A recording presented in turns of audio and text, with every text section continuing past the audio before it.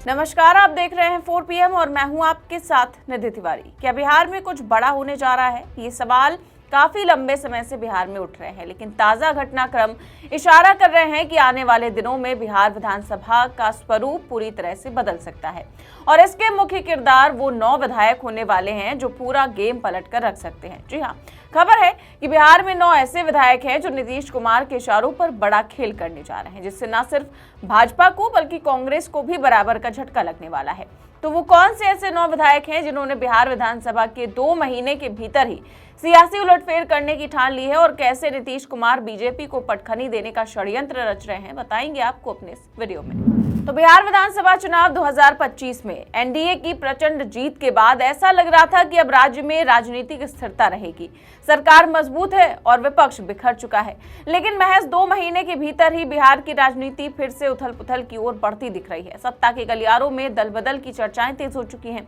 गठबंधन के भीतर वर्चस्व की लड़ाई खुलकर सामने आने लगी है और विपक्ष की हालत और भी ज्यादा कमजोर होती जा रही है। कड़ाके की ठंड के बीच बिहार का सियासी पारा अचानक तेज हो गया है। एक तरफ बीजेपी और जेडीयू के बीच नंबर 1 बनने की होड़ लगी हुई है, तो दूसरी ओर उपेंद्र कुशवाहा की पार्टी राष्ट्रीय लोक मोर्चा यानी कि आरएलएम में फूट पड़ती दिख रही है। इसी बीच कांग्रेस के लिए बिहार से बहुत बुरी खबर सामने आई है। चर्चा है कि कांग्रेस के सभी 6 विधायक नीतीश कुमार की पार्टी जेडीयू के संपर्क में हैं। अगर ये विधायक पाला बदल लेते हैं तो 243 सदस्यीय विधानसभा में कांग्रेस का नामो निशान तक नहीं बचेगा। दरअसल इंडियन एक्सप्रेस की एक रिपोर्ट में सूत्रों के हवाले से बताया गया कि कांग्रेस के सभी 6 विधायक मनोहर प्रसाद सिंह, सुरेंद्र प्रसाद, अभिषेक रंजन, आबिदुर रहमान, मोहम्मद कामरुल हुदा और मनोज बिस्वान जेडीयू नेतृत्व के संपर्क में है। सबसे खास बात यह है कि पार्टी की ओर से हाल ही में पटना स्थित सदाकत आश्रम में आयोजित पारंपरिक दही चूड़ा भोज रखा गया था, जिससे इन 6 विधायकों ने दूरी बना ली थी। इतना ही नहीं, 8 जनवरी को प्रदेश अध्यक्ष राजेश राम द्वारा बुलाई गई मनरेगा बचाओ अभियान की बैठक में भी कोई विधायक नहीं पहुंचा। जेडीयू के एक वरिष्ठ पदाधिकारी का कहना है कि कांग्रेस विधायक अपनी पार्टी की कार्यप्रणाली से बेहद नाराज है और उनका जेडीयू में शामिल होना अब बस कुछ ही दिनों की बात है। वहीं कांग्रेस नेतृत्व इन खबरों को भ्रामक और राजनीतिक रूप से प्रेरित बता रहा है, लेकिन विधायकों की लगातार गैर मौजूदगी कई सवाल खड़े कर रही है। पार्टी के कार्यक्रमों से दूरी, संगठनात्मक बैठकों में शामिल न होना और नीतीश कुमार के करीबियों से बढ़ते संपर्क पर इस बात की ओर इशारा कर रहे हैं कि कांग्रेस में सब कुछ ठीक नहीं है। अगर कांग्रेस के सभी 6 विधायक जेडीयू में शामिल हो जाते हैं तो बिहार विधानसभा में कांग्रेस का प्रतिनिधित्व पूरी तरह से खत्म हो जाएगा। इससे महागठबंधन को बड़ा झटका लगेगा और नीतीश कुमार की ताकत और ज्यादा बढ़ जाएगी। लेकिन कहानी यही खत्म नहीं होती। अब ये बात तो हो गई विपक्ष की, लेकिन अब हम आपको बताते हैं कि एनडीए के भीतर भी हालात सामान्य नहीं है। गठबंधन के 2 बड़े दल बीजेपी और जेडीयू के बीच नंबर 1 बनने की खुली जंग चल रही है। 2025 के विधानसभा चुनाव में बीजेपी 89 सीटों के साथ सबसे बड़ी पार्टी बनी थी, जबकि जेडीयू को 85 सीटें मिली थी, यानी दोनों के बीच सिर्फ 4 सीटों का फर्क है।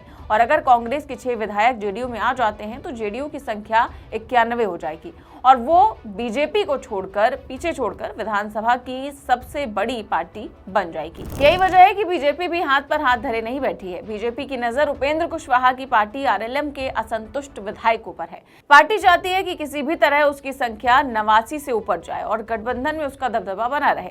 आरएलएम के 4 विधायकों में से 3 विधायक रामेश्वर महतो, माधव आनंद और आलोक कुमार सिंह के बीजेपी के संपर्क में होने की खबरें सामने आ रही हैं।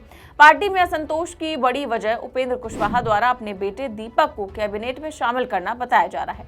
कई नेताओं को लग रहा है कि पार्टी में परिवारवाद हावी हो गया है और पुराने कार्यकर्ताओं की अनदेखी की जा रही है। इसी नाराजगी का फायदा बीजेपी उठाने की कोशिश कर रही है। अगर आरएलएम के 3 विधायक बीजेपी में चले जाते हैं तो बीजेपी की संख्या 92 हो सकती है, जिससे वो जेडीयू से आगे निकल जाएगी। यानी दोनों दल एक दूसरे को पछाड़ने के लिए छोटे दलों के विधायकों पर डोरे डाल रहे हैं। इसी सियासी खेल में एक और नाम तेजी से चर्चा में है और वो है पूर्व केंद्रीय मंत्री आरसीपी सिंह का। आरसीपी सिंह कभी नीतीश कुमार के बेहद करीबी माने जाते थे, लेकिन 2022 में उन्हें जेडीयू से बाहर का रास्ता दिखा दिया गया था। इसके बाद वो प्रशांत किशोर की जनसुराज में शामिल हो गए थे। चुनाव से पहले वो उसी मंच पर नजर आए जहां नीतीश कुमार के खिलाफ बातें होती थी, लेकिन हाल ही में एक कुर्मी सम्मेलन में उनकी परोक्ष मौजूदगी ने नई अटकलों को जन्म दे दिया। मंच पर भले ही वो सीधे नजर ना आ रहे हों, लेकिन उनके समर्थकों और उनके नाम के पोस्टरों ने यह संकेत दे दिया है कि आरसीपी सिंह और नीतीश कुमार के बीच बर्फ पिघल सकती है। उनकी जेडीयू में वापसी की चर्चाएं अब जोर पकड़ रही हैं। अगर आरसीपी सिंह की घर वापसी होती है तो ये नीतीश कुमार के लिए बड़ा सियासी फायदा होगा। इससे पार्टी के अंदर पुराना संतुलन वापस आ सकता है और कुर्मी वोट बैंक को भी मजबूती मिलेगी। विधानसभा में इस समय अन्य दलों के पास कुल 6 सीटें हैं। इनमें एआईएमआईएम के पास 5 और बहुजन समाज पार्टी यानी कि बीएसपी के पास 1 सीट है।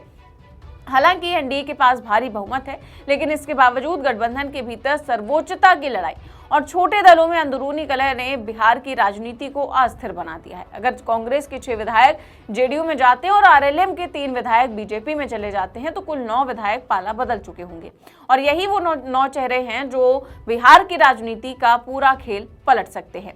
और एक झटके में कांग्रेस का सफाया, जेडीयू और बीजेपी की आपसी होड़ और छोटे दलों की कमजोरी सब कुछ सामने आ जाएगा। नीतीश कुमार की राजनीति हमेशा से चौंकाने वाली रही है। कभी बीजेपी के साथ, कभी विपक्ष के साथ और कभी फिर से बीजेपी के साथ आकर उन्होंने ये साबित कर दिया है कि वो राजनीति के माहिर खिलाड़ी हैं। अब एक बार फिर ऐसा लग रहा है कि वो बीजेपी को नंबर गेम में मात देने की तैयारी कर रहे हैं और अगर जेडीयू सबसे बड़ी पार्टी बन जाती है तो गठबंधन के भीतर उसका दबदबा बढ़ जाएगा। फैसलों में उसकी बात ज्यादा चलेगी और बीजेपी को पीछे हटना पड़ सकता है। यही वजह है कि बीजेपी भी हर चाल का जवाब चाल से दे रही है और दूसरी तरफ कांग्रेस की हालत सबसे खराब है। बिहार में पहले ही पार्टी कमजोर थी और अब अगर 6 विधायक भी हाथ से निकल गए तो कांग्रेस पूरी तरह से हाशिए पर चली जाएगी। ना नेता बचेंगे, ना विधायक और ना ही कोई सियासी असर। कांग्रेस विधायकों की नाराजगी का कारण सिर्फ संगठनात्मक कमजोरी नहीं है, बल्कि नेतृत्व की कमी भी है। स्थानीय नेताओं को लगता है कि उनकी बात दिल्ली तक नहीं पहुंचती, फैसले ऊपर से थोप दिए जाते हैं और जमीन पर काम करने वालों को नजरअंदाज किया जाता है। यही वजह है कि विधायक अपनी सियासी जमीन बचाने के लिए सुरक्षित ठिकाना ढूंढ रहे हैं और उन्हें नीतीश कुमार की जेडीयू सबसे मजबूत विकल्प लग रही है। आरएलए में भी हालात कुछ अलग नहीं है। वहां असंतोष का कारण साफ है। उपेंद्र कुशवाहा द्वारा अपने बेटे को मंत्री बनाना कई नेताओं को खटक रहा है। पार्टी में संदेश जा रहा है कि मेहनत से ज्यादा रिश्ते अहम हैं। इससे नाराज विधायक अब बीजेपी की ओर झुक रहे हैं। बीजेपी भी यह अच्छी तरह समझती है कि सत्ता में रहकर नंबर गेम जीतना कितना जरूरी है, इसीलिए वो हर मौके का फायदा उठाना चाहती है। इन सब के बीच बिहार की राजनीति एक बार फिर उसी मोड़ पर खड़ी है जहां दोस्ती और दुश्मनी पल भर में बदल जाती है। यहाँ स्थायी कुछ भी नहीं है। जो आज साथ है कल विरोध में हो सकता है। नीतीश कुमार के सामने मौका है कि वो जेडीयू को सबसे बड़ी पार्टी बनाए और बीजेपी पर दबाव बढ़ाएं। बीजेपी के सामने चुनौती है कि वो अपनी बढ़त बनाए रखे और गठबंधन में अपना वर्चस्व कायम रखे। कांग्रेस के सामने सबसे बड़ा संकट अस्तित्व का है। अगर विधायक चले गए तो पार्टी का बिहार में भविष्य भी खत्म हो जाएगा और आरसीपी सिंह की वापसी, कांग्रेस विधायकों का संभावित दल बदल और आरएलएम में टूट, ये तीनों घटनाएं मिलकर बिहार की राजनीति में बड़ा भूचाल ला सकती हैं। ये सिर्फ नंबरों की लड़ाई नहीं है, ये सत्ता, असर और भविष्य की लड़ाई है। जो इस खेल में पीछे रह गया वो अगले कई सालों तक हाशिए पर चला जाएगा। इसीलिए कहा जा रहा है कि बिहार में कुछ बड़ा होने जा रहा है। आने वाले दिनों में विधानसभा का चेहरा बदल सकता है। नई गिनती होगी, नए समीकरण बनेंगे और पुराने चेहरे नए खेमों में नजर आएंगे। अब देखना यह है कि चर्चाएं अफवाह बनकर रह जाती हैं या सच में 9 विधायक खेल पलट सकते हैं। लेकिन एक बात तो तय है कि बिहार की राजनीति एक बार फिर उबाल पर है और यहाँ कुछ भी संभव है। फिलहाल इस पूरे मामले पर आप क्या सोचते हैं, हमें कमेंट बॉक्स में अपनी राय जरूर दें। चैनल को सब्सक्राइब भी करें और ज्वाइन भी करें। देश और दुनिया की तमाम बड़ी खबरें जानने के लिए देखते रहिए 4PM न्यूज नेटवर्क। नमस्कार।